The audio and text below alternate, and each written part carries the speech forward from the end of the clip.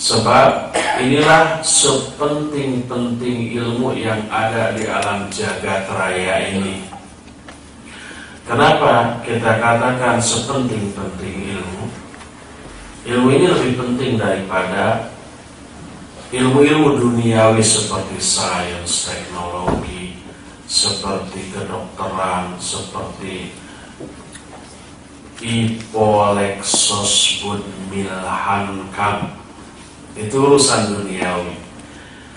Juga lebih penting dibanding ilmu-ilmu syar'i yang lainnya. Lebih penting dibanding ilmu tafsir, ilmu hadis, ilmu fiqih, ilmu usul fiqih, ilmu bahasa Arab yang menyangkut nahwu, sharaf dan balaghahnya. Lebih penting dari itu semua. Kenapa? Karena para ulama menyebutkan fadlul ilmi bifadli ma'lumihi. Keutamaan suatu ilmu sangat bergantung kepada objek yang dipelajari oleh ilmu itu. Kalau objek yang dipelajari oleh ilmu itu adalah objek yang penting, maka ilmu yang mempelajari objek itu juga penting sepenting objek itu sendiri bagi kehidupan kita. Contoh, kesehatan. Pentingkah bagi kita? Penting. Maka ilmu tentang kesehatan adalah ilmu yang penting. Sepenting kesehatan itu sendiri bagi kita. Ekonomi penting dan penting. Dan ada ilmunya, ilmu ekonomi. Makanya ilmu ekonomi juga penting bagi kita sepenting ekonomi itu sendiri bagi kita. Nah sekarang coba tanyakan kepada diri kita, bahkan kepada setiap orang, siapapun orang itu. Apa sih hal yang terpenting bagi kita? Terutama bagi seorang muslim. Tidak diragukan lagi bahwa bagi setiap muslim, hal yang terpenting bagi kita, terprioritas, teragung, tersuci bagi diri kita semua hanyalah Allah Subhanahu wa ta'ala. Ada nggak yang lebih agung bagi kita daripada Allah? Tidak ada. Ada nggak yang lebih penting bagi kita daripada Allah? Tidak ada. Diri kita, istri kita, anak kita, harta kita, semuanya penting bagi kita. Semuanya sangat berharga bagi kita. Tapi semuanya itu kita korbankan hanya demi membela ajaran Allah Subhanahu wa ta'ala. Namanya jihad. Mengorbankan semua yang kita miliki, ya harta, ya jiwa, ya tenaga, ya waktu, seluruh potensi yang kita miliki kita korbankan semuanya. Untuk apa? Untuk ajaran Allah Subhanahu wa ta'ala. Dan Allah akan memberikan balasan yang berlipat ganda bagi orang yang seperti itu. Ini menunjukkan bahwa kepentingan Allah dalam kehidupan kita, pentingnya Allah bagi kehidupan manusia itu di atas semuanya. Sampai semua yang kita anggap berharga dan penting siap kita korbankan, termasuk nyawa, termasuk jiwa raga kita sendiri kita korbankan. Oleh karena itu tidak ada yang lebih penting bagi kita daripada Allah Subhanahu wa ta'ala. Allah lah yang terpenting. Dan mempelajari tentang Allah berarti hal yang terpenting, sepenting Allah itu sendiri bagi kita.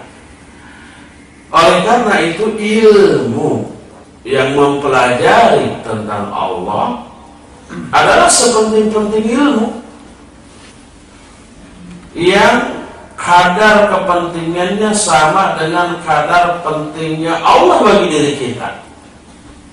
Sedangkan ilmu tentang Allah yang mempelajari tentang Allah bukanlah ilmu tafsir, bukan ilmu hadis, bukan ilmu fiqih, bukan ilmu nahwu sharaf, apalagi ilmu duniawi, tapi khusus ilmu tauhid dan mempelajari nama-nama serta sifat-sifat Allah adalah bagian yang terpenting dalam ilmu tauhid. Oleh karena itu, kalau kita mempelajari ilmu dunia karena menganggap penting terhadap dunia, ingat ada yang lebih penting daripada dunia, yaitu apa? Akhirat. Lalu kita mempelajari beberapa bagian dari akhirat, mempelajari tata cara sholat, khawatir sholat kita salah, mempelajari tata cara wudhu, tata cara haji, tata cara zakat, tata cara saum, khawatir itu salah, karena salah berakibat tidak diterima. Kita belajar mempelajari akhlak, khawatir akhlak kita salah. Kita belajar fikih muamalah, khawatir muamalah kita salah. Cara jual beli, cara pinjam meminjam, cara gadai menggadai, semua kita pelajari. Khawatir apa? Khawatir salah dalam melakukan semua itu. Kalau salah nanti dosa. Terlebih lagi dalam masalah tauhid, lebih wajib untuk kita pelajari. Khawatir tauhid kita salah nanti. Khawatir pemahaman kita tentang Allah keliru. Kalau keliru, maka akan terjerumus ke dalam penyimpangan yang jauh lebih fatal dibanding penyimpangan di bidang di luar tauhid. Kita menyimpang dalam masalah tata cara sholat, bahaya, bisa ditolak sholat kita. Kita salah menyimpang dalam hal bermuamalah dengan orang lain, dalam hal jual beli, pinjam meminjam, dan seterusnya. Begitu salah, ya dosa, ya mungkin bisa haram apa yang kita dapatkan dengan cara yang salah tersebut. Nah, itu kesalahan kadarnya jauh di bawah kadar kesalahan dalam masalah akidah, dalam masalah tauhid. Kesalahan dalam masalah tauhid bisa terjerumus ke dalam perbuatan syirik dan orangnya bisa disebut musyrik, bisa terjerumus ke dalam kekufuran dan orangnya disebut kafir, bisa minimalnya terjerumus ke dalam kebid'ahan di bidang akidah, di bidang tauhid, dan pelakunya disebut mubtadi atau ahlul bid'ah. Jadi serendah-rendah penyimpangan dalam masalah tauhid, dosanya masih jauh lebih besar dibanding dosa-dosa besar. Dosa-dosa besar karena maksiat lebih besar dibanding dosa mencuri, lebih besar dibanding dosa membunuh, berjudi, berzina, karena semuanya itu termasuk dosa yang klasifikasinya disebut maksiat, sedangkan bid'ah itu dosanya di atas kemaksiatan, lebih besar dibanding kemaksiatan. Di atas bid'ah barulah kufur atau syirik. Oleh karena itulah Al-Imam Ibnu Qayyim Al-Jauziyah rahimahullahu ta'ala menerangkan tentang target-target syaitan dalam menggoda manusia. Target awal adalah agar manusia itu terjerumus ke dalam dosa terbesar, yaitu syirik atau kufur.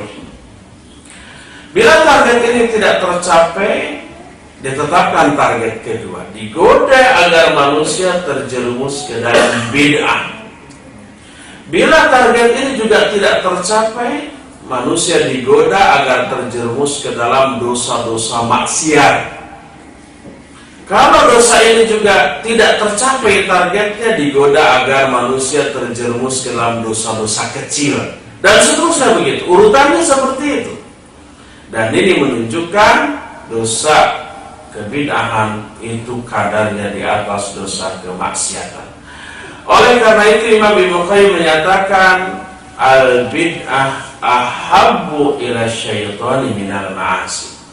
Kebid'ahan itu lebih disukai oleh syaitan daripada kemaksiatan. Nah, inilah yang melatar belakangi kenapa kita membahas masalah ini, masalah asma dan sifat Allah Subhanahu wa ta'ala, agar kita lebih mengenal Allah dengan pengenalan yang benar, agar kita lebih paham tentang Allah dengan pemahaman yang benar, dan itu bisa menjadi bekal untuk bisa lebih mendekatkan diri kepada Allah. Dan sesuai dengan peribahasa, tak kenal maka tak sayang. Dengan mengenalnya kita akan lebih mencintai. Dengan mengenalnya kita akan lebih takut kepadanya. Dengan mengenalnya kita akan lebih berharap kepadanya. Dengan mengenalnya kita akan lebih ikhlas dalam beramal untuk Dia, untuk Allah Subhanahu wa Ta'ala, sehingga bertambahlah mahabbah cinta kita kepada Allah, bertambahlah takut kita kepada Allah, bertambahlah tawakal kita kepada Allah, bertambahlah keikhlasan kita kepada Allah, bertambahlah sikap muraqabah kita kepada Allah, bertambah juga semangat untuk selalu mendekatkan diri kita kepada Allah Subhanahu wa Ta'ala. Ini yang menjadi target dibahasnya kitab ini, dibahasnya kitab Lum'atul I'tiqad yang berbicara tentang Allah Subhanahu wa Ta'ala, baik nama-namanya maupun sifat-sifatnya. Ini yang pertama.